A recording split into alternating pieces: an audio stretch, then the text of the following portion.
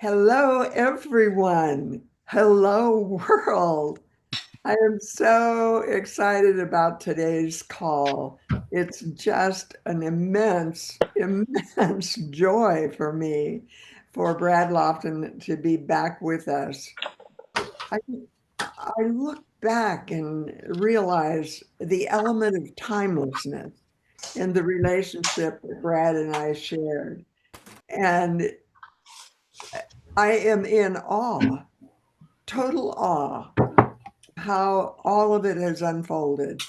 The moments, the gifts of friendship, the experiences of amazing awareness just dropping in, the gift of knowing Leslie Temple Thurston personally for a lot of years.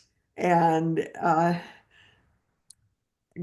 just can't stop when I start listing the kinds of things that give me a absolute joy in experiencing this call. So thank you, Spirit. Thank you, Brad. Um, it's a wonderful, wonderful gift to realize that Spirit is directing this call. It's not Brad. It's not me. It's not even Garth. It is the Holy Spirit.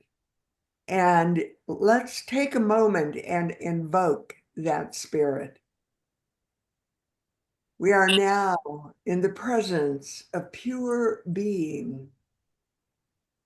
We are inspired, illuminated by the Holy Spirit of life, of love, and of wisdom.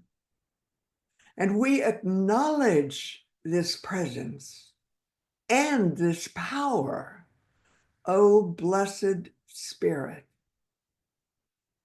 Erase our human limitations, dissolve them, and from this pure substance of love, bring into manifestation our world, my world that I see, your world that you see, and ultimately the world as Spirit sees it, according to divine perfect law, cosmic law. That's sort of my version at one point in time of Charles Fillmore's invocation. I know in my heart that the core of my heart was awakened when I first walked into Unity Village Chapel, and Sig Paulson and Jane were ministers there. Those days at Unity Village are gone now. They're gone. I'll be gone one day. But this energy is timeless. This energy is beyond this lifetime. It's soul energy. It's the energy of love. It's the energy of light.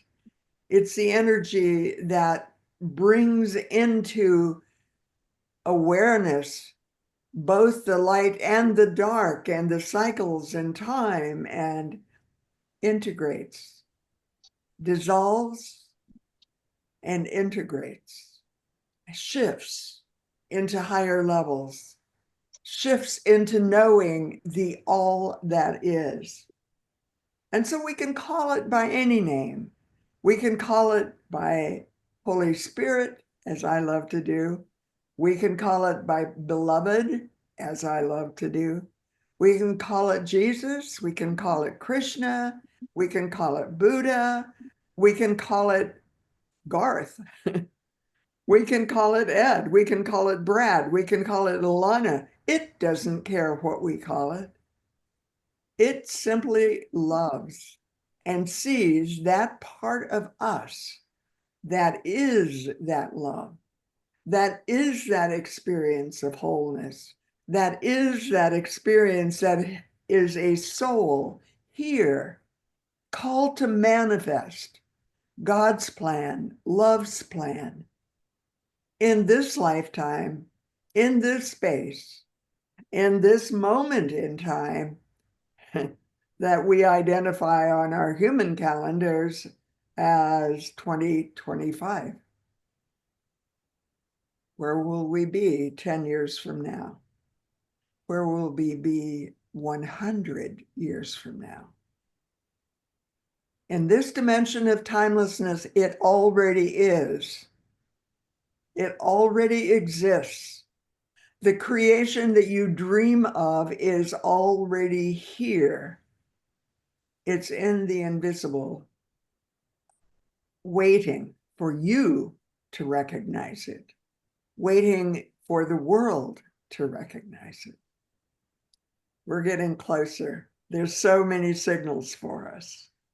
And today I want to reintroduce my beloved friend, Brad LAUGHLIN. Oh, Brad. I absolutely love the picture that you sent me that was taken in the 1990s. This was before Marriage of Spirit was even published. And I loved what you inscribed on the back. And I put both of those shots in the introductory email. But the words that I loved the most from that inscription is, and here's to many more happy memories yet to be created. Somehow or another, Brad, you and I were destined to meet. And we met, of course, because of Leslie Temple Thurston and me driving from the airport with Brendolyn Batchelor and Brendolyn having some of Leslie's tapes playing in her car and saying, Marge, I think you would really like this person. She's recently moved to Albuquerque, to Santa Fe. And that was that moment in time where the universe said, pay attention. Pay attention. This is part of a divine plan. And so, thank you so much. You said, I only have 2 of these prints. Would you like one of them? And I said, yes, that will be framed. And I'll probably make a photo of the back and put it in a double frame. What I also know, and I want everyone to know, is that Leslie is with us here on this call. And Brad, talk a little bit about how she constantly comes into your work, always, already. Yes, thank you, Marge. First of all, I just want to say thank you so much for your lovely words and for inviting me. I love being with you, and it's so much fun to see that picture and remember, gosh, so long ago, 25 or more years ago. It And was taken out sometime after 1993, which is when I went to Unity of Tustin. yeah, And it's similar to when you went to Santa Fe. yeah, And we yeah. both founded nonprofits. Mhm. Called My Love Institute was the one I ultimately founded, and Core Light was the one you founded. And I want everyone to be sure they check out the Core Light website. So give us the address, Brad. Okay, corelight.org, and core is C-O-R-E, like the core of light or enlightenment that's within us. So core light, Light.org.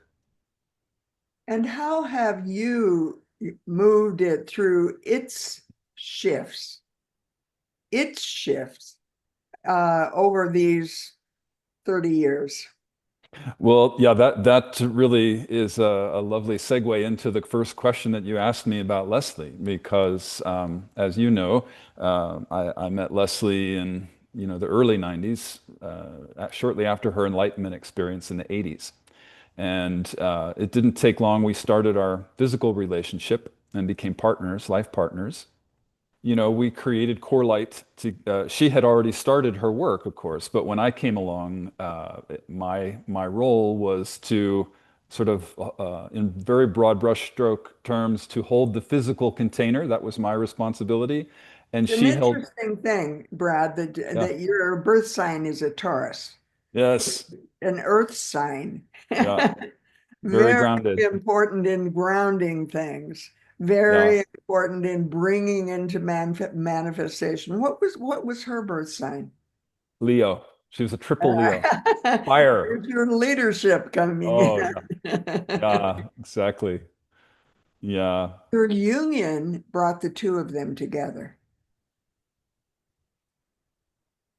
Go Say ahead. say that one more time. I'm sorry, I didn't quite catch I that. said your union with Leslie.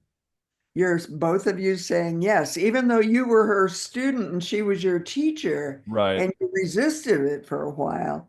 Your Yes. union ultimately brought you into the integration of that earth energy and that fire energy. Yes. Yes. It was for me, it was like entering the fire. Leslie was such a powerful spiritual teacher, so full of Shakti, that luminous, fiery healing energy. And when we were together physically, I literally would sometimes shake, you know, like vibrate like this, and she'd literally have to put her head on or her hand on the top of my head and take some Shakti out. That was it was a crucible for me being in relationship with her. Um, yeah, and I think I know we talked about this on our last call, but just to answer your question, it might be helpful for me to just remind anybody who heard last time, and for anybody who might be new, to say that Leslie and I specifically were not looking for a relationship. We were both very dedicated to our spiritual paths. She had already experienced her enlightenment. I was her student. We knew when we came together in a physical relationship, we didn't know it would be a life partnership. We just knew that the energies needed to come together. And because we did not want to make a commitment to another person or to a relationship, what we decided to do was to commit to remaining together as long as the relationship served each of our highest spiritual purposes. And so every morning we'd wake up together and we would ask each other. This was the commitment. Every morning we were to wake up and say, does the relationship serve our highest spiritual paths today? And we always got a yes. And so days turned into weeks, turned into months, turned into years. And so here we are 30 plus years later. So that's the background of our relationship. And how many years older is she than you? 16. And she has made the decision to stay in South Africa and no longer be online, no longer be in the picture and doing the live video, live events. Right. Um, So and this, she is with you every moment. You feel her presence. yeah, let's talk about that for a minute. That was really your question in the beginning, and I've kind of backtracked a bit. But um, what I'm aware of is that in our relationship, we bonded so deeply at every level that we actually merged, and um, they're two separate bodies, but only one essence, one heart, if you will. And so I say that to her all the time when we're always on Zoom together, frequently on Zoom together. You know, her in South Africa, me traveling all over the world with the nomadic life that I lead, and um, and I always say to her, you know, I miss you tremendously, the physical being that I call you. But really, I when I start to miss you, I have to just remember that there's no separation. You are right here with me. I feel you in my heart. We are two bodies, but one essence. And so, um, at that point, there's no time and space. When we when we live in that level of consciousness and we've merged with somebody so deeply, there is no separation, and that's what we live. And she feels the same thing. We remind ourselves of that on the calls because there's something very human and very physical about these bodies, right? And we miss being able to touch our beloved and to the warm animal part of us. That is so beautiful because it really um, means we are all one. Mm, We are so far from that now. We are in yeah, this huge diversity. And yet, simultaneously, at this level of consciousness, vibration is the word probably, at this level of vibration, that oneness is still there. indeed. I love to talk about this. I remember something so vividly that Leslie said to me once upon a time. Um, I know you know Marge, and perhaps most of your audience knows, but there may be some people who aren't aware. But we all have this core of light within us. It's the luminous core of enlightenment within each person. And what Leslie told me once is that, you know, as a separate quote unquote human being, we believe we're separate when we incarnate into these bodies, and we believe it's our core. It's my core. It's not your core, it's my core. And I'm over here and you're over there. But what she said to me was that's an illusion. For 8 billion people on the planet, there's one core.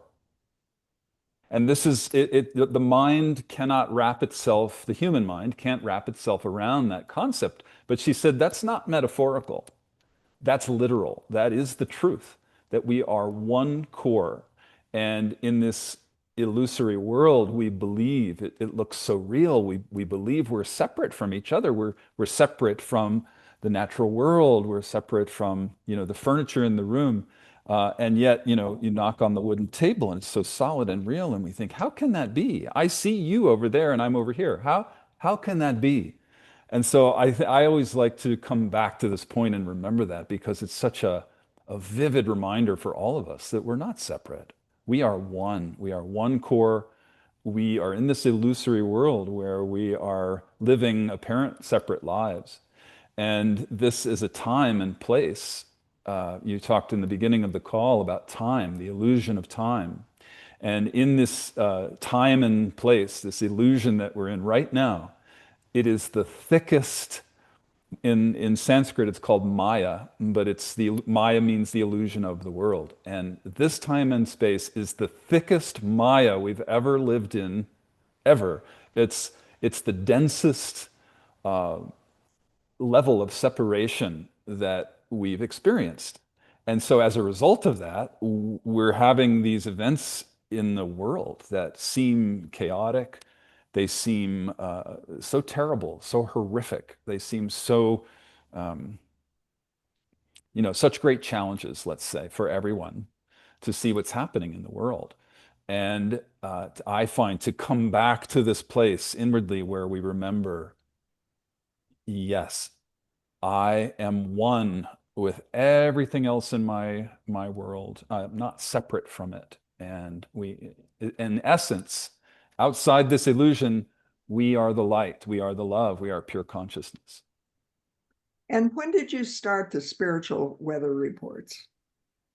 Oh gosh, Leslie retired in 2016, I want to say. So I think I started in about 2016. The Spiritual Weather Report is a monthly podcast that I offer, and it's a time when I tune into the collective consciousness of the world, and I am shown a few themes, and then I talk about those themes.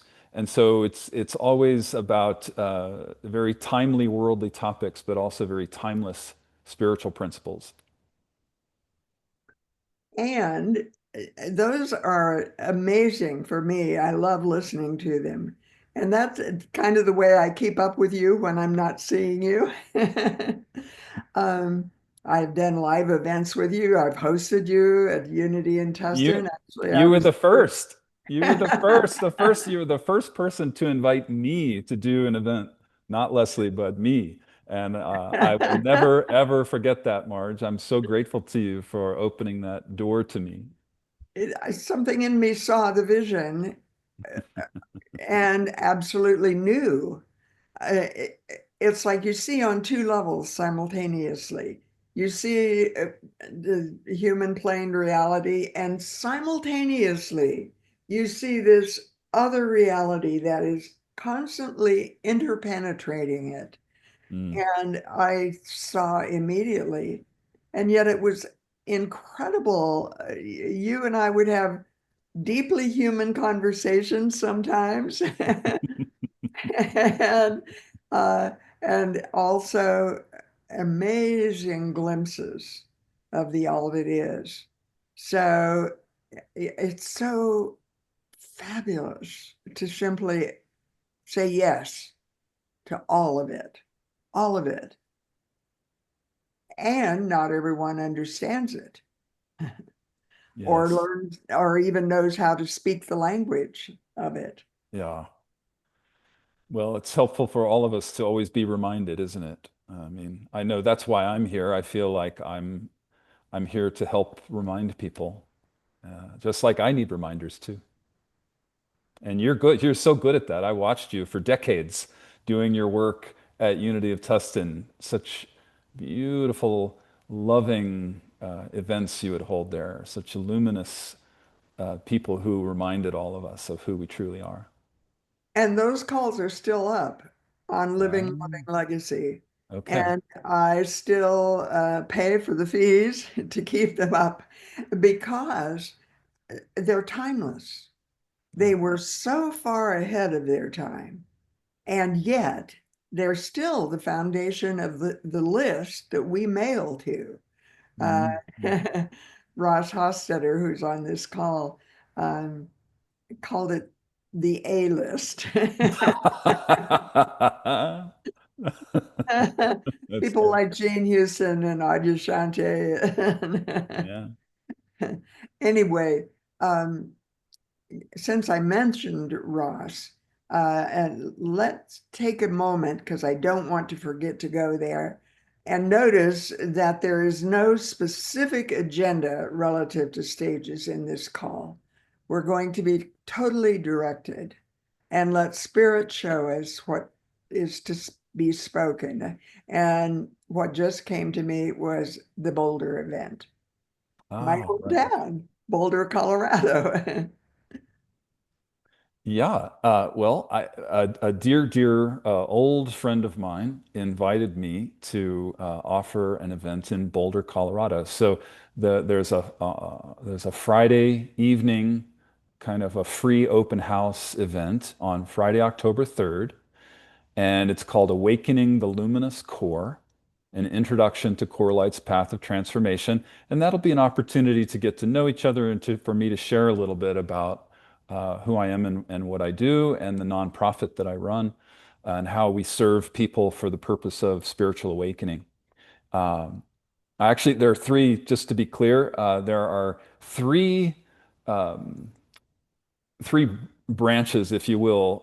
Corelight.org is the umbrella, but we also have our humanitarian arm called Seeds of Light, which serves marginalized communities in South Africa, including orphans and vulnerable children. We've been doing that for 25 years. It's very, very, let's say, gratifying to do that. One of the things that makes me happiest in the world. And and so all the following day, Saturday, October 4th, is an intensive called Peace Begins Within Mind Yoga for a Polarized World. And all the proceeds from that event will go to Seeds of Light to serve the children and the adults that we support in the marginalized community in South Africa. So mind yoga is in the title, Peace Begins Within, Mind Yoga for a Polarized World. And let me just speak for a minute about mind yoga because it answers your first question to me as well, Marge. Um, you know, mind yoga is a new project that I am working on, and what Leslie's and the core of our teachings could be called the yoga of the mind.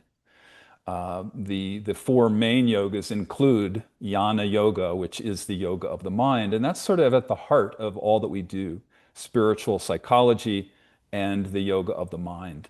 And so my vision for so long has been to translate our books and our very simple practices that we teach, but are so powerful, into simple little social media videos.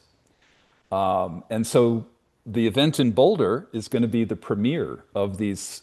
For a couple of years now, I've been working on these five little animated videos that are 3 minutes each or less. And I will be showing those to the group on the Saturday at the intensive. And we're going to dive into those practices and look at mind yoga, the yoga of the mind, and what are these little practices? How do we do them? And how transformative and simple yet powerfully transformative they are. So those are the three. It's core light, seeds of light, and mind yoga. And the Boulder event will be about all three of those things. And people can go on the Core Light website Right. and find detailed information about the Boulder event and Yep. even register for it. Yes. And so I It's know on that, it's on our events page. If you just go to corelight.org and you click on events, or you scroll down the page a little bit, you'll see it highlighted there. But it's very easy to find, and you click on the Boulder one, and you'll see the information. I'd love and the to. I'd love. Friday I'd one is love. free, and the Saturday is love donation, and there are um, uh, different options for the love donation. So it's affordable to everyone, and the benefits. Oh my God, I remember when you used to come to Unity of Tustin, and we would do an extra day to have seeds of light. And we had one aging woman who was so passionate about that. And she would organize the whole thing. So you do wonderful, wonderful work. And I'm Uh, so thrilled that you're bringing it to Boulder, to my hometown. oh, thank you, Marge. Thank you so much. Thank you for sharing. I appreciate your bringing this out to people in your community. If anybody feels drawn to come, I'd love to meet you there. And let's talk a little bit about miracles, because so often we think about miracles in terms of manifesting, and miracles do manifest, but they don't manifest due to our making them happen. The ego would like to think so. Yes. The ego's in control, right? And it's responsible for everything. But the irony is that as soon as we can move beyond that and see beyond that and live beyond that and surrender to something else, let go of our own limited control, that's when the miracles manifest. I bet you every single person who's listening knows the truth of that. We've all experienced it, right? So talk a little bit more about skywalking and when things come out of the blue. Okay. Oh, one of my favorite topics. Thank you for asking that question. Leslie and I call this path of I don't know what you'd like to call it, but the path of spiritual awakening. Really, it's a path of skywalking. And essentially, that means walking on our faith, walking on our trust, knowing that the unfathomable intelligence of the universe is hard at work, orchestrating everything so perfectly. And it might seem like miracles unfold in front of us, But honestly, I heard somebody say they should actually be called ordinaries instead of miracles, because that's if we can live that path of what we call skywalking, where we're walking on our faith, we're following our heart, we're taking risks. I was told once, somebody, a channel who I knew, she said, "Wow, you're really good at skywalking. This is your path to skywalk." And she said, "It's like I see you walking like a tightrope between the twin towers." And, people look up and think, "Oh my God, no, I could never do that." And honestly, it's not like that at all. It is, we start with baby steps. We start very small. And like I said, I imagine every single person on this call knows what I'm talking about. It's just I've been practicing it for a very long time, and it is still a practice. I don't claim to be perfect at it, but the more we do it, the better we get at it, and the more the miracles, as you call them, Marge, the more the miracles unfold. And if you want, I could give some examples of what's happened to me recently since Leslie retired, Would because you love to asked have about you do it. that. Okay, all right. So if you'll bear with me, I don't know that I've ever told this story publicly before. So please bear with me. It's not about me. I share this story with you because there's a lesson for all of us in this about skywalking. And again, I don't claim to be perfect at it. I'm practicing it just like everybody else. So you can imagine when Leslie started losing her memory, like we talked about extensively on the first call in June, a couple months ago.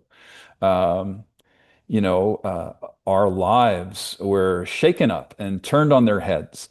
And I was so distraught. I mean, my whole world, my beloved, my soul partner, our organization, my life's purpose, all of it seemed lost. All of it was just gone. And it's very difficult to describe the level of grief that I was experiencing at the loss of my beloved and our life. Seemingly, right? It's not really what happened. So at the time, when we're in the throes of loss, we have to allow the heart to have its due and grieve. We have to allow ourselves to grieve and feel the loss and feel the pain. Um, and so I allowed myself that for a good couple of years. I say it was a couple of years where I sort of turned myself over to deeper surrender into the emotions and into feeling what I needed to feel. And specifically practicing what we call witnessing, which is at the heart of, I think, all spiritual paths, no matter what no matter what religion or what kind of path of awakening, of conscious spiritual awakening you're on. Witnessing is at the core, and the witnessing is that part of us that it's what we call the objective observer, and it's the part of us that watches us being us, right? We get to watch the personality do its thing. And the more we can step into that objective observer and observe from this place of spiritual, I call it spiritual detachment.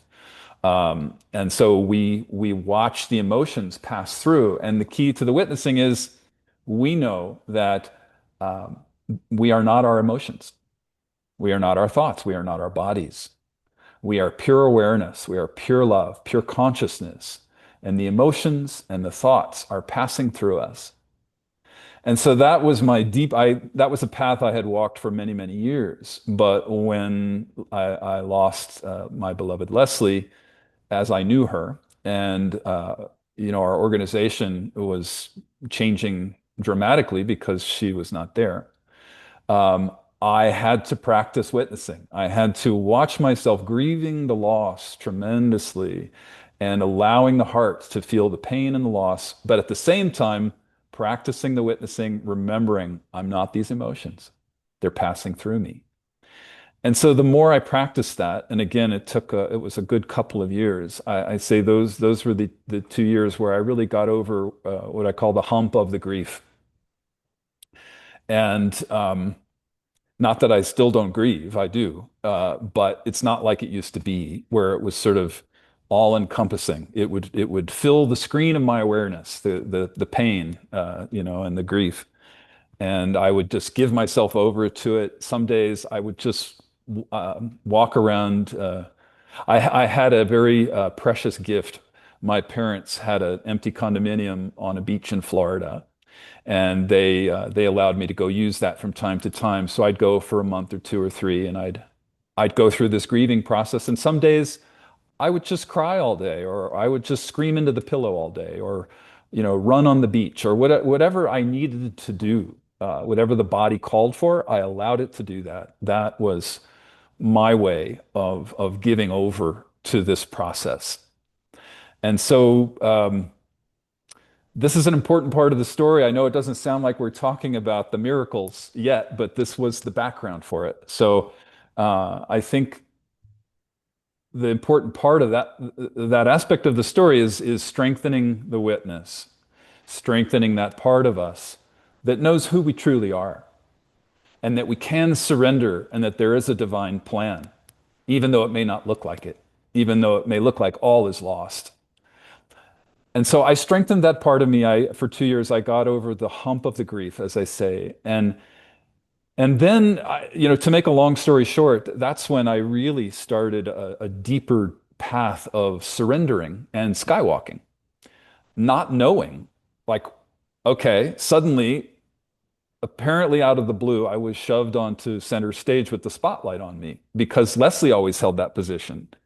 She was this, as you know, she was this bright, brilliant diamond on the stage with the spotlight on her, and everybody would just, feel the Shakti, feel the healing energy coming from her. And people from all over the world used to come and receive that healing energy from her. And it was so uplifting and transformative. Um, and so suddenly the diamond was gone, and I was I was out there on the stage going, like, looking around going, like, what happened here? Like, how did this happen? And that's when I started offering those monthly calls, the spiritual weather report, and people invited me to come and teach, and I started teaching more. Um, and and that's when the miracles really started unfolding. And the one I think that you want me to talk about, Marge, there were many, but the one I think that you're asking me to talk about was around the first book that Leslie and I wrote is called The Marriage of Spirit, Enlightened Living in Today's World. You have a copy of it there, I can tell. Yeah, there you are. You notice all the mark pages. It's so funny, Marge, because the feedback we wrote, that the book was published in 2000, so 25 years ago. And the feedback we get from people is exactly what you're showing me. They say it's the most dog-eared book in my spiritual book collection. I keep going back to it. And Leslie she really did such an amazing job of pouring out so much spiritual wisdom and love into that book. There's so much there. It's so rich. And yet, the core of the book, it's witnessing, number one, and the three we call the clearing practices that accompany witnessing are at the core of the book. And the clearing practices are polarities, triangles, and squares. And so I tell you this because this is part of the miracle of the story. Um, that book is really well, to back up one step, Leslie and I never advertised. We never. I mean, occasionally there was a little ad in a local paper if there was an event, but we never really advertised. It was always very organic and by word of mouth. A friend would hand a book to a friend, and that friend would hand it to another friend, and so on. And so that's how people learned about Core Light and us. And we treated Core Light like a flower, and the scent of the flower would go out, and anybody who wanted to come would be drawn to the scent and come. And so that's how that book traveled around, and many thousands of copies were sold over the years. Um, And the miracles unfolded with all the people we met from that book. People would find the book and want to connect with us, and we made such beautiful friendships through that book. And we were invited to places all over the world. It was translated into many languages, and we were invited to teach in the places where the book was translated and so forth. And anyway, it's sort of at the heart of what we do. And like I said before, the heart of that book, it's a synthesis of the yoga of the mind and spiritual psychology and the unification of opposites, which is these are all very the unification of opposites and the yoga of the mind are very ancient spiritual practices.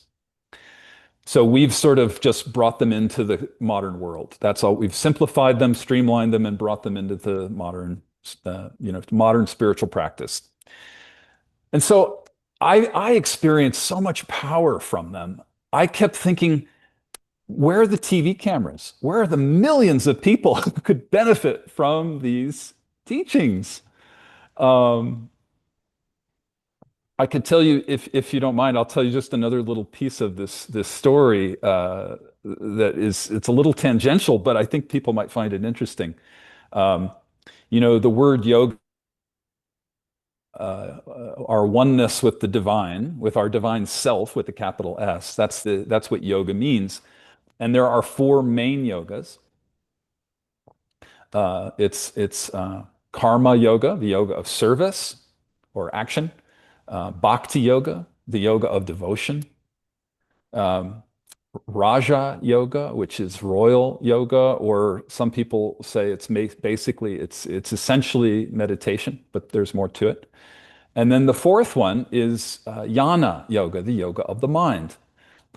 And it's funny because nowadays, when you say yoga, almost everybody thinks of hatha yoga, the physical poses, the asanas.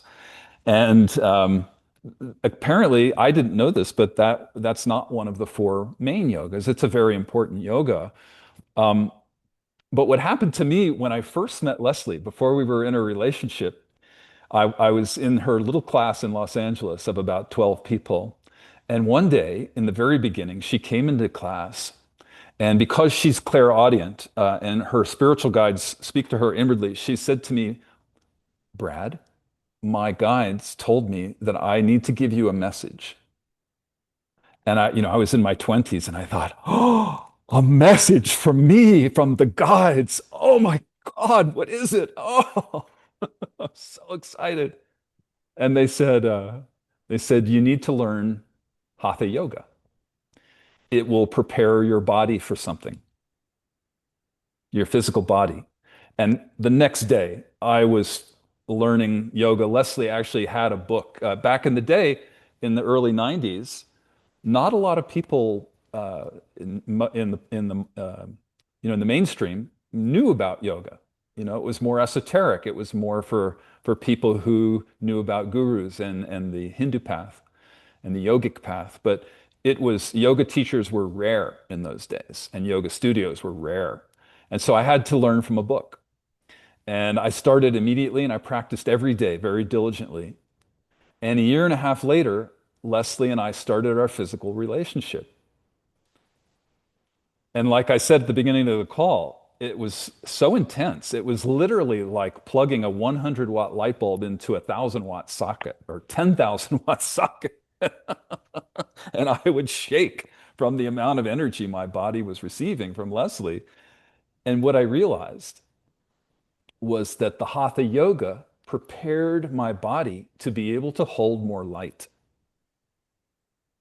And that lesson stayed with me. I thought that's why Hatha Yoga is so important. It's very, very helpful for the physical body to do Hatha Yoga, to be able to hold more energy and light. And then that was the early 90s. So fast forward to the late 90s.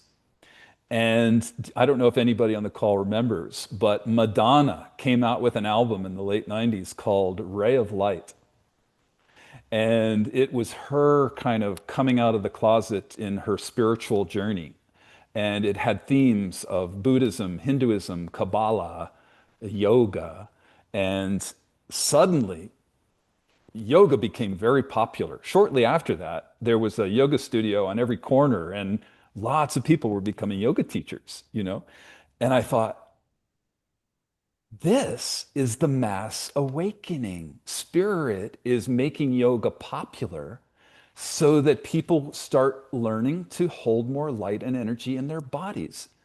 And, you know, Leslie and many, many spiritual teachers have been talking for decades about the fact that humanity's in this major transition place, this pivoting of the ages, you know, where we're moving into a new paradigm of heart-centered consciousness. And I thought, this is spirit preparing humanity for that awakening, for that mass awakening. And I kept, so immediately in my mind, because I had benefited so much from Leslie's teachings of jnana yoga, the yoga of the mind, and many teachers Yogananda, his lineage, all kinds of spiritual teachers and gurus talk about the importance of jnana yoga, that that's one of the final stages of the awakening process. Not for everybody. I mean, I'm broad brushstrokes here. Okay, please forgive me. I'm not trying to say everybody needs to do this, but what I'm saying is that many spiritual teachers talk about the importance of jnana yoga, the yoga of the mind. And the yoga of the mind, Ramakrishna, the famous, the well-known guru from India back in the 1800s, he said, um, uh, the yoga of the mind, it's a metaphor. It's a little bit like if you have a thorn in your skin, you take a second thorn and you remove the first thorn with the second thorn, and then you throw both thorns away. And the metaphor of that is um, when you have a knot in consciousness, it's a mental knot, you need a mental tool to unravel that knot. And then you let all of it go. You let the mental aspect go. And that's the freeing of the mind. And so that's the essence of jnana yoga, the yoga of the mind. And so I sort of when Madonna came out with that album and Hatha yoga became so popular in the late 90s and early 2000s, and I realized, you know, humanity's being prepared, I started thinking, well, when are so many people going to start learning jnana yoga? How is that going to ever happen? You know, because it's not necessarily something that people find fun and enjoyable, right? It's about looking in the mirror and getting real with ourselves and looking at our own unconscious self and making the unconscious conscious, and that can be a journey that it's a very rewarding journey, a journey of illumination, and there's so many treasures in the unconscious, but it can be scary too because it's unknown. So it's not something that a million people are going to rush to. But I started thinking, well, if we're going to have this mass awakening on the planet, how do people learn jnana yoga? How's that become popular? And I just let that sit. And then fast forward to around 2010, if anybody remembers, it was around 2009 or 10, I think, that YouTube started. Remember, when YouTube came on the scene 15 or so years ago, and people were uploading their own little videos, and they'd get some of them got millions of hits, and I just thought, that's it. That's how you can make the yoga of the mind more accessible, is put some little videos up there. And I kind of just put a pin in that, and I thought, well, someone's going to do that someday. I never thought it would be me. But what happened, this miracle that we're talking about, Marge, is when I came out of this phase of surrendering more deeply to my new path of letting Leslie go and stepping into my own soul's purpose, my new soul's purpose uh, as a teacher, um, I it's the path of skywalking. I literally didn't know anything. It was like a blank canvas. And I just had to practice faith and trust. And I just kept taking one step in front of the other. But what happened was um, our books, the Marriage of Spirit books. We were almost out of copies, and I didn't know what to do, and so I prayed. I prayed a lot, and I for months I was praying, and I said to Spirit, "Do you want me to republish this book in a soft cover or hardcover version, or is it to remain an ebook?" Or like, what do you want here? If you want this republished, I don't have the time or the money or the wherewithal to do this. My life was all consumed with caring for Leslie and, kind of reinventing myself in core light in a way, starting a new life. And so I just prayed and I said, show me what you want done with this book. If it's meant to be a physical book, you're going to have to help here somehow. So a few months of making that prayer, and I got a call out of the blue, or an email. I got an email out of the blue, and it was a group in London who are philanthropists. And they said, a friend handed us your book, The Marriage of Spirit, and we really love it. We see the power of it. It's helped us. Doing the little practices has changed our lives tremendously, and we would like to support your work. And I said, well, your timing is impeccable because for months I haven't known what to do about this book. We're about to run out. And they said, oh, well, let us publish the book. We'll publish it for you. We'll do all the work. We'll pay for it. You keep the profits. You keep the creative control. You keep the copyright and all that. And I thought, this is a miracle. That's not something that normally happens to an author, There's usually a different kind of arrangement with a publisher. And I thought, this is Spirit. Spirit's talking to me here. And they said, and what about audiobooks? Would you like to do an audiobook? And I said, I've always wanted to do an audiobook. And they said, great, we'll bring you to London. Why don't you come to London and we'll set it up for you. We'll get a studio and you can stay with us and we'll get, you can read the audiobook. And I thought, wow, this is awesome. So sure enough, I flew to London and got to meet them. And this path the story I've been telling you all today, you can see it started decades ago with these signs and synchronicities all along the way and these downloads I would get. And they're just two more I skipped over, I should tell you, to bring the story to a conclusion. So one of the things that happened was in 2019, I had a very, very deep meditation. I was in meditation for about, I want to say 2 to 3 hours. And when I came out of meditation, there were words in my head. And the words were mind yoga. And I thought, mind yoga? Huh, that's really cool. I like that. That's the name of this new thing that I'm supposed to do one day. I'm going to make these little videos about the Marriage of Spirit work for social media, and we'll call it mind yoga. So I immediately, 2019, I got on my computer after the meditation and I wrote to my tech person and I said, would you please buy the domain mindyoga.com or mindyoga.org or whatever you can find? And she came back to me and she said, well, none of them are in use, but none of them are available. There are people holding them and they want a lot of money for them. And I didn't have any money, so I was like, okay, well, she said, well, what I can do, we bought mindyoga.yoga. And then she said, but I'll put your name on a list. And then if mindyoga.org or .com become available, they'll notify you and you can buy it then. You'll be the first, you'll have first option to buy it. And so then fast forward to my going to London to meet these philanthropists. And the morning that I got on the plane in New Mexico to fly to London, my tech person contacted me and said, mindyoga.org became available today. Would you like to buy it?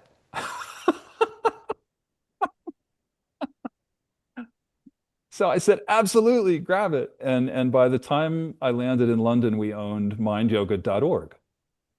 And I thought, this is a sign, this is another sign. I think these people in London are involved. And so when I was there in London meeting them and reading the audiobook, they said, "Do you have a bigger vision for your work?" And I said, "As a matter of fact, I do. And I'm so glad you asked because I really feel like you're involved. I've had all these signs and synchronicities over 30 years. And the last one came, the morning I got on the plane to come here. So I thought I was supposed to tell you this vision." So they said, "Great, share the vision." And I took an hour or more to tell them this whole story that I'm telling you. And they said, "We will support you in achieving that vision. Whatever you need, we'll give it to you." It makes me cry because it's like, that's spirit at work. Spirit just,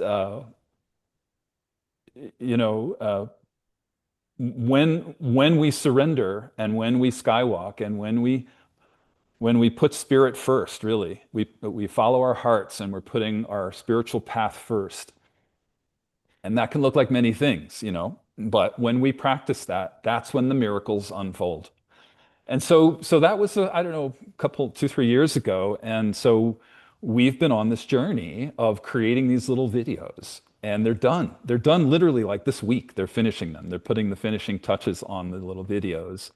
And I'm so excited by them. Everybody that I share them with is amazed and says, that big fat book, The Marriage of Spirit, it's now in 5 little social media videos that are like about 3 minutes. Some of them are 2. And it's kind of like I sit there and I watch them and I think, oh my God, like this is great. Now I'm breathing a sigh of relief. I don't have to teach it anymore. They're on these little videos and it can go out for free. Leslie's guides, in the very beginning, when they gave her these teachings and these practices, they said this material is to go out for free and it's not to be held back. And so that's what the group in London likes as well. They like giving things for free. So these 5 little videos will be free, and it's essentially teaching Jnana Yoga, teaching the yoga of the mind. And so my hope and my prayer, and I think Spirit's supporting this, is that they'll become. This will help make those teachings in that book and those little practices more accessible to more people. So that.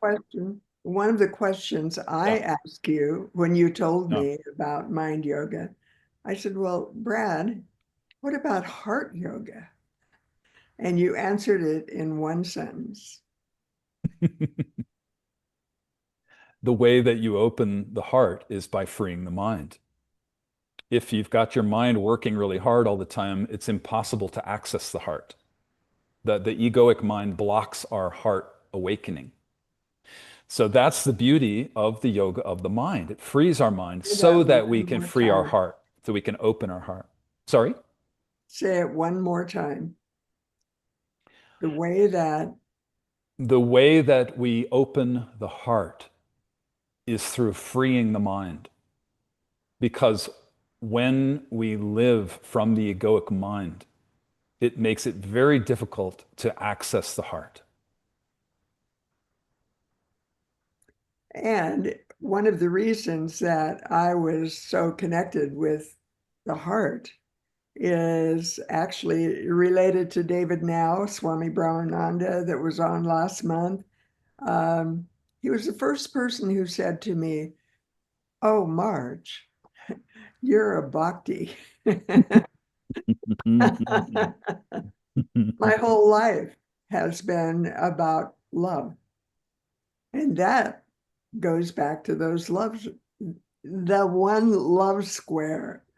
And Mm, before we go to that, I'm aware that we're at the point where we usually pause for a love offering. And I'm going to do that. And then we're going to come back, and you and I are going to talk a little bit more and open it for people to ask questions or share, oh my God, moments.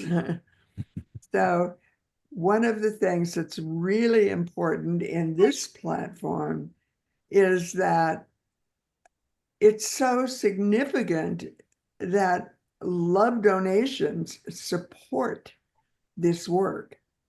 From the very beginning, I have never charged for my teaching. I experimented with it 1 year and then was guided, and it's not to be charged. It's about love donation. That goes all the way back to Myrtle Fillmore. And so this platform is supported by love donations. And in the emails, you can go to where it says donate and it guides you through the process of how you do that. And also there is a button that says join our tribe. Actually, that's the way you get on our mailing list, is by clicking on that button that says join our tribe. Um, it's not about a membership kind of thing that you'll pay for. It's about getting on the mailing list. And all of this is, in a sense, to me, skywalking because I have this very clear guidance about what spirit wants, and it all doesn't always align with courses that are taught online. For example, taken some of the courses from some of the best spiritual teachers, and all of them want you to charge high prices. And my guidance is that is not spirit's way. Love donations, the spirit's way. And that brings me into another mystery that we solved uh, without knowing it, that I have been in prayer and in intense questions about over the last 2 months. This is how recent it is in my life, in my 80s now. And this is Leslie's picture of a painting. And it's on the website. It's not in the email. You'll have to go to the website to read it. But Brad, tell us about Canyonland Dreamtime. Okay. So, first of all, before Leslie became a spiritual teacher, she was an artist. She was a painter. And that was her background. She went to school and got a degree in fine arts. So she was always a painter. That was her trade. And then when she had her enlightenment experience, she learned, her spiritual guides taught her to put the energy of enlightenment, the energy of samadhi, or unity consciousness into each brushstroke. So she started imbuing paintings with transmissions. There's a name for this in Buddhism. They call it a terma. A terma is a physical object, usually, that holds a vibration. It holds a treasure of some kind. It's a transmission of light and love and energy. And so Leslie's paintings are termas. She imbued them with this. Each one has a different vibration, which is intended to support humanity in this time of awakening and great change. And so the one you're talking about, Marge, we have a gallery on our website, corelight.org. There's a sacred art gallery of Leslie's paintings and collages. And one of the paintings that's there is called Canyonland Dreamtime, The Marriage of Spirit. And the original's huge. It's, I think, 5 feet long by about 3.5 feet high. And she painted it with gold metallics and other kind of metallic paints. And she painted it when we were living in Santa Fe, because the New Mexico landscape was so luminous to her. She wanted to paint the mystical southwest of the U.S. in gold, in golden light. And then she painted on this landscape a yogi, a half yogi, half yogini, half man, half woman. She has a female breast on one side and a man's, flat chest on the other. And we talked. She always was sort of channeling. Well, not sort of. She was channeling when she made her art, and she didn't really understand exactly what that was about either, except that we all know that the path of awakening the heart is very much about balancing masculine and feminine energies within us. The yin and the yang, as it's said in ancient Taoism, the Taoist tradition. So Leslie painted this yogini to represent that balance of masculine and feminine within each of us that is essential for awakening the heart and for spiritual awakening. And and so the marriage of spirit, she called it Canyonland Dreamtime, the marriage of spirit, because that's the book that she wrote in 2000 that we've been talking about. The original title was going to be The Marriage of Spirit and Matter. That's the purpose of the book, is helping us to find the unity between spirit and matter, to balance them, to unify that polarity, which basically means our worldly life is our spiritual life. They're one and the same thing. Matter and spirit are one and the same. No separation there. But we don't see that in our normal separate state. So she represented that journey within us to balance matter and spirit, masculine and feminine. She put that into that painting. That's the transmission of Canyonland Dreamtime. And then, And and so can I ask you a question? Is that okay? yes. So when we were talking, you talked about your journey um, around this, and that you were introduced to a Hindu god goddess that has the one feminine breast and the masculine flat chest on the other side. And I had never seen, nor had Leslie ever seen or known that that existed. So would you like to talk about that and maybe part of your own journey with it? Yeah, and I may talk more about my journey in future calls. I won't go into a lot of detail in this call, but it was just in the last 2 weeks that I made a decision. I had all kinds of medical information from the very best doctors. I had discovered a lump in my breast when I was taking a shower. I'm in my 80s. It was a total surprise. And I've called it a surprise adventure. I don't even like to use the words that I call the C word. And so I went immediately to a doctor. They sent me to, the doctor said I had that just a year ago, and I'm sending you to the very best.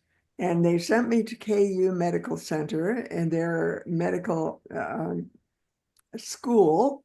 And one of the professors on their faculty, who is a professor of breast surgery, was my surgeon, and an oncologist is part of her team. I just this week had the final appointment with both of them and the result. And I I struggled with whether or not I would have surgery. I had a surgery date scheduled because they urged me to, telling me all of the consequences if I didn't, which were pretty horrific, leading to a long and painful death. But I wanted a miracle.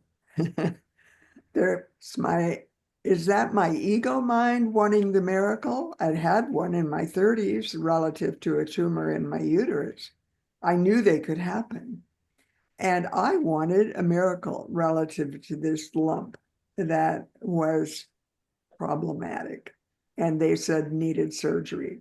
And so that was ultimately giving it to spirit, but in my perception, in my human awareness, was what my preference was. And I got very clear guidance. This was a portal.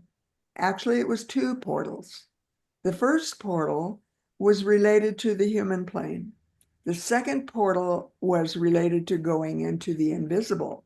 In human language, it would be called death, going into the journey of the soul, into meeting on the other side with people that love me and are waiting for me and joyous about my arrival happening. And that was one option, one portal. And there was another option. And that option involved a vow I had taken in the early 2000s that I had received actually from the Dalai Lama himself. And it was in an intensive I was at, and he gave me personally, along with people who were in a certain area of the very large auditorium containing thousands of people, in a certain area, interestingly, the high-priced area, but I always went for the best. And my human self liked that.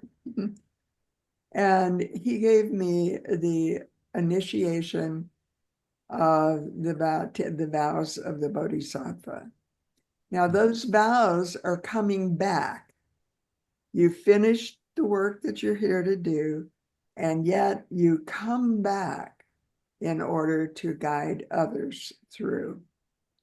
That was the second portal. And then the download came. In India, on a trip with Andrew Harvey, and actually Michael Ward, whom you know, Brad, um, and Michael and I had gone to India with Andrew Harvey, and both of us had looked for statues to bring home, and both of us chose different versions of the same statue. Michael liked the one I chose best, so I traded him. And the one I had, the download said, go get that statue from India. Go get it and put it on the mantle where you can clearly see it every single day. And I did. It was in the bedroom on the floor by the fireplace where I seldom saw it. Put it where I would see it. And this picture, which was in the email, is that statue. And that statue is the one you got more information about, Brad.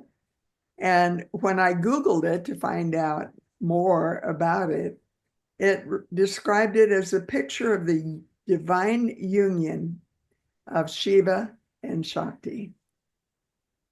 And that image and looking at it every single day helped me make a huge decision just within the last month.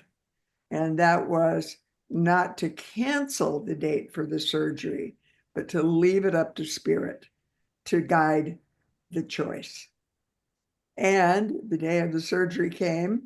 I'd heard a story about a miracle happening the night before a date of a surgery from Robert Brummett about his former wife who had a similar circumstance and experienced the dissolve the night before it was scheduled to be surgically removed. Well, it is about the inseparable union of the masculine and feminine energies. It is about the celebration of duality, earth, and unity, heaven and earth.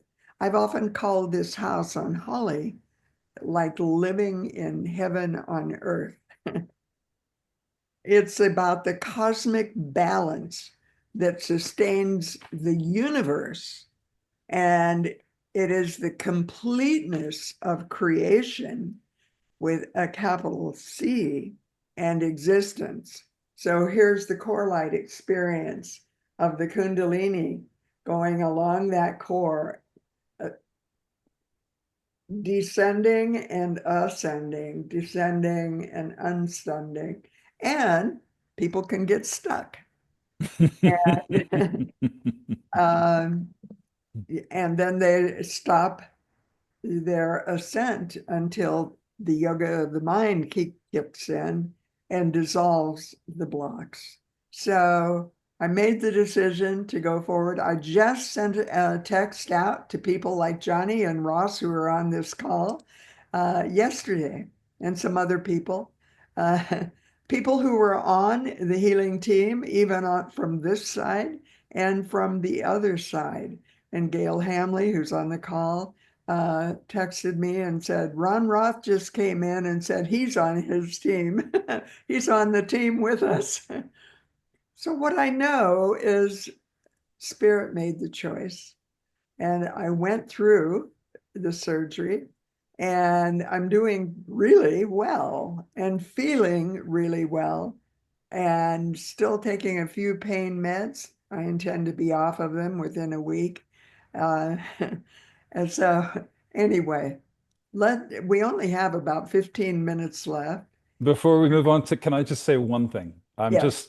Thank you for sharing that. I know how vulnerable that must be for you to share publicly about that. And I just want to say thank you for deciding to stay with us. I'm glad It it's wasn't me that decided. well, whenever you're ready to go, fine. But I'm happy, like selfishly, I'm happy that you decided to stay. Some part of you, whether it was conscious decision or not, I'm happy you're staying.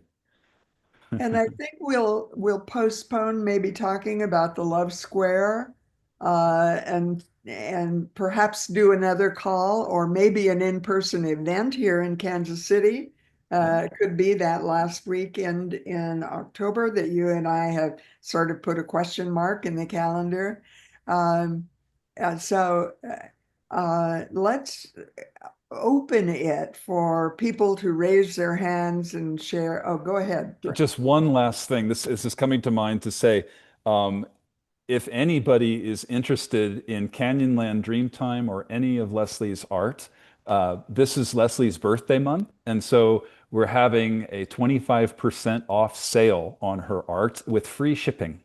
So any money you spend on the Sacred Art Gallery will support our nonprofit, and we give a percentage of it to Seeds of Light, which supports the children in Africa. So if you're drawn to any of the art, please go for it. And it's a good cause. And this is one of Leslie's paintings here too, the Golden Orb. It's my favorite. Anyway, I just had to add that. Sorry. All right, if people would like to raise their hand, they can just raise it physically, or you can go down and where it says raise hand or whatever it says. Us. Awesome. For you and Marge. Um, I raised my hand for two reasons, just to show the group that it is possible. And the second, just to say, I'm really looking forward to meeting you in Boulder in Ah, October. I didn't really realize your event was going to be here, but it's going to be very fortuitous. My beautiful wife, Mary, who's sitting here next to me, is going to be headed out to India that day on a oh, 3-week pilgrimage. So it'll be an auspicious time for both of us, as we were kind of launching in the same work we've been doing all of these years, but in some different new directions. So I'm just very much looking forward to it, and that's really all I needed to say. So thank you. it's really nice to meet you here, Ross, and I look Yeah. forward to meeting you in person in Boulder. So Well, with all this hatha yoga prep and stuff, is there any prep that I need to do? No, I am a yoga no prep. practitioner. Just show up. Just show Okay. up. Bring your heart. Okay. Sounds great. well, I also want to let everyone know that next month on the third Wednesday, which is September 17th, Ross is going to be our spotlight guest. And I'm really excited about Ross being there because he is just an amazing soul. And when we needed to have a new board on for Called by Love Institute, my first choice was Ross Hostetter. And Michael Ward was becoming so involved in India. He said, I've got to let go of being on the board of Called by Love Institute. And who would you recommend? And I said, Ross Hostetter. He said, have him give me a call. They talked for an hour and and Michael said, he's perfect. And so Ross is going to be telling you about his life, which is fabulous. Mary, his wife, is also on the board of Called by Love Institute. And we're also working on skywalking, Right. a new vision. And Ross has been working on that also with Humanities Team. What's your title with them now, Ross? I don't know. I'm a strategic Advisor. advisor and fundraiser. And I just will say, Brad, I fully understand the role of the container creator because I'm sure in it now in multiple different entities and projects. So, All right. Well, I can relate. Ross is a very accomplished lawyer, has done mediation all over the world with high-end clients and travels all over the world as consultants to organizations. And he's written a book. I have it in back of me in my bookcase next to mine. So that's next month. And anything else, Ross, before? no, I think with the time, I want to get to Crystal, make sure that she gets her question answered and anybody else. So I'll sign off for now and we'll see you in a month. All All right. right. Hi. I just I just wanted to say two things, like Ross did. I had to go to reactions, and then when I hit reactions, then I could see the raised hand sign. So that's how I got to raise my hand. Otherwise, it doesn't show up on the bar for me. But anyway, Marge, I just really wanted to thank you for your sharing here at the very last. I love the whole conversation and knowing that you're an old friend and supporter and student and lover of spirit and core light. But your sharing at the end was especially timely for me.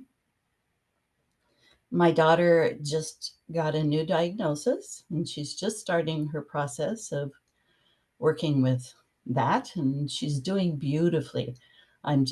She knows she's going to be fine, period. And I am here totally to support her. And I have my own stuff that comes up around her being in that experience. So, yeah, I'm walking the walk of supporting her and not projecting whatever comes up for me onto her or onto anybody else that's in that situation. But so lovely to hear of your talk. I'm up for a miracle as well. And at the same time, it's her journey, and I need to allow that to unfold however it goes. And yeah, it's a labor of love. Mhm. Thank you. So thank you very much for your sharing. It helps Thank immensely. you. And Yeah. I would love to hear from Johnny Thomas. Are you willing to unmute, Johnny? Well, that's fortuitous. I had my finger on the raise the hand button of just about to click it. So Is this an example of it one mind? certainly is, and so much more. Thank you, Marge. Wonderful session today. Brad, it's great to meet you here, and I look forward to seeing you in Boulder as well. Ah, If I wonderful. can sort my schedule, it's a bit crazy, but I think I might be able to make that time work. Really intriguing. Loved the stories and the whole conceptual structure around mind yoga is intriguing to me. These days, we hear the word yoga attached to so many things from uh, such a wide range of different things. I guess one thing that comes up for me, and I know we're out of time here, but perhaps you may explore this when you're here. When we use words even as simple as mind, oftentimes there's an assumption that we're all referring to the same thing, or that we all have a common understanding of what we mean by mind. So I'm wondering if you have even a sentence or two, what your conceptual reference is to mind in relation to mind yoga, and how we might distinguish mind from brain. Yes, what a great question. Thank you, Johnny. Well, first of all, I hope to see you in Boulder. That would be great. And Yeah, well, mind, like you said, mind can mean so many things to so many different people. And one of the ways it's interpreted, especially in the West, is the brain, right?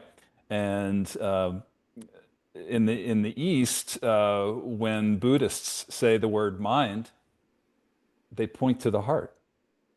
So there's this huge range of interpretations of what the mind is.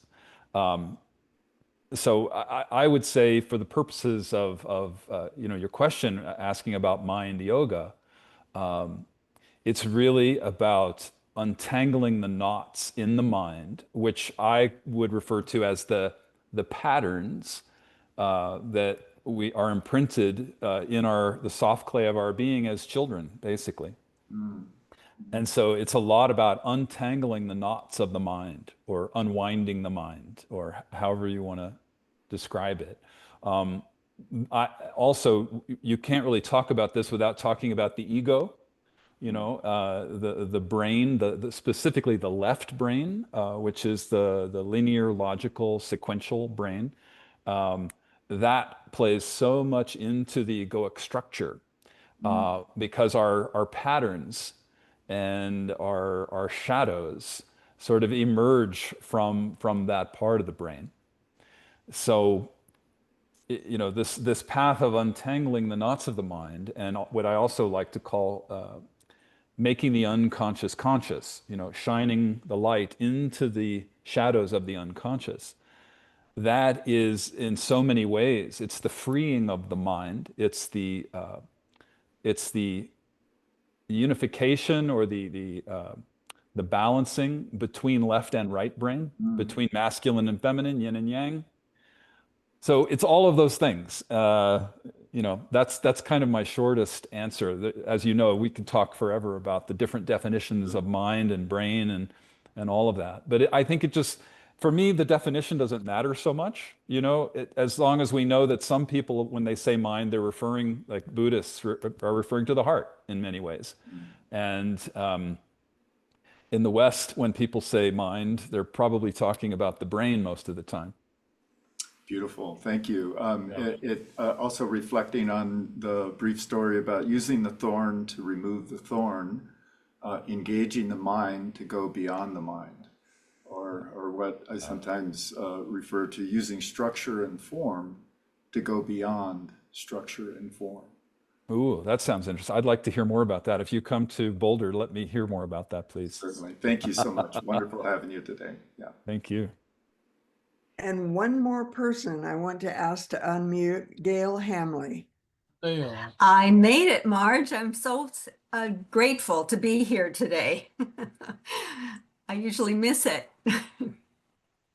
And you were part of the love team, you were part of the healing team, and it was Ron Roth that came in to you. So Yes. any responses or questions or stories of that experience? Well, Especially Ron Ron Roth is somebody that we knew as healer that came to Unity so often. And then he passed through the veils. But when I'm praying here, I feel him so powerfully. And for about a month or two before I spoke to you, he'd been kind of hanging around. And I was wondering, well, what is that? But then I kept getting this sense that I needed to call you. I needed to call you. And when I finally did listen and picked up the phone, I knew he wanted you to know that he was very, very, very much with you and part of the team of the cloud of witnesses. And so it was just beautiful to be able to bring that message to you. Oh, it was such a joy because you used to be very, very involved in the prayer ministry at Unity of Tustin. You would be an alternate speaker sometimes, just very involved. And now you've become a minister in a Christian church. Do you want to talk about that just briefly? Well, I retired from Unity at the end of 2015 and moved, and I kept telling the congregation I'm retiring, and Spirit kept saying, reassigned, my dear, you're being reassigned. And so I came to Texas where my children are and grandchildren, and didn't know what that meant. Just was in kind of a silent retreat for about 2 years. Oh, well, no, it wasn't. It was less than a year. I keep thinking it was so much longer, but I actually then entered this place of Community of Christ, met my new husband, got married in my 70s, and now he used to be the pastor, and now I'm the pastor, and now I understand where I got reassigned. So Wow. it's quite a story, but that's the Reader's Digest version.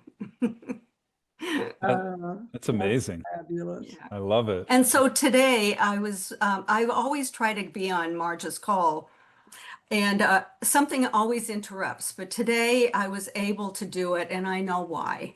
I'm in the midst of this huge transition, and I love Skywalker because I'm Native American, and that just has a fire for me, that name. So I knew that I keep feeling I need to go deeper and deeper and deeper. And I think that through you, Brad and Marge, this vehicle or this energy is going to start working on me to help me to do what is next for me to do. And so I really appreciate this opening that has been gifted to me today. Thank you so much to both of you. Uh, and we are out of time. Time just flies. Could I just say one thing? I just want to Yes. honor you, Gail, and I'll bet you if we went around and talked to every single person on the call, people would have a similar story. It's a time for skywalking, and we're being asked to walk on our faith. And it's Yeah. not easy sometimes. It's scary, it's facing the unknown. And yet, when spirit calls, when our heart calls us, and we know it to be true, we have to step off that cliff knowing that there's going to be a net that appears, leap and the net will appear. So I just honor you because Thank you. it's walking through walls of fear, right? Mhm. It And is. and the miracles come from that. And like Yeah. I would love to hear not the Reader's Digest version of your story. I want to hear the whole thing. Thank you, Brad. And put that October date in your calendar, the last weekend in October, with a question mark. Brad and I have not finalized it yet, but that might be a live event here in Kansas City. It could be in my home. This is a large, beautiful home, just like the home that you're going to be doing the Boulder event in, which Yeah. incidentally is across the street and just around the corner from where I went to junior high school at Casey Junior High School, and right below the hill. I lived there for multiple years in my teenage years. And this event that Brad is doing is just across the street and just barely around the corner. What a synchronicity. I would like to come simply because I'd love to be back in near my childhood home. So amazing.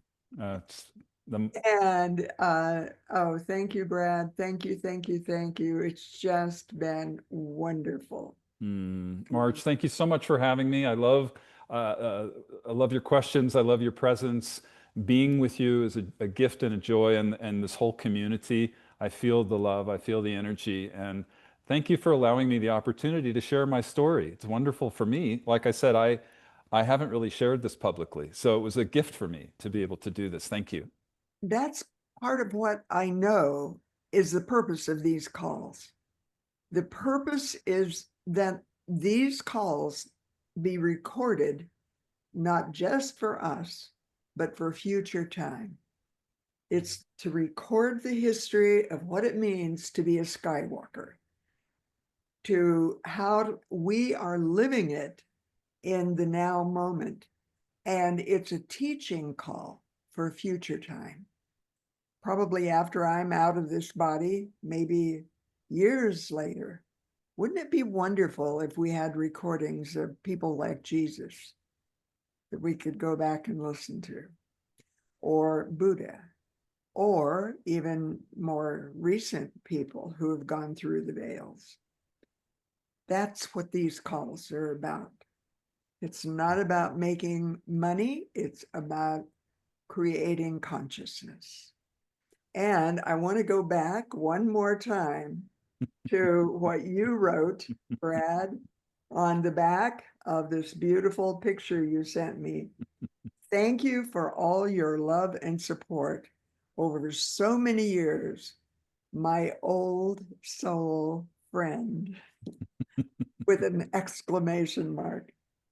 Here's to many more happy memories yet to be created, ... And we just talked about one potential in October. And then, Brad, I loved the way you sign it, with all my love and gratitude, Brad, and a heart balloon. So what a gift you have been in my life, and my guess is in many lives. Past Definitely. lives for both of us, future Definitely. lives potentially for both of us, and for perhaps many of the people on this call. And we'll see you next week next month on September 19 with Ross Hostetter, who has another amazing story. And it's going to be about skywalking in part for Ross, but also about skywalking for Called by Love Institute. What does the future hold? In a sense, I'm older than Leslie, and I'm in my 80s, and the moment is going to come when I'm no longer in this body. I was given that opportunity to make a choice, and Spirit made it for me, and I'm here. Much love, everyone, and we'll see you next month. Thank you. Thank you so much.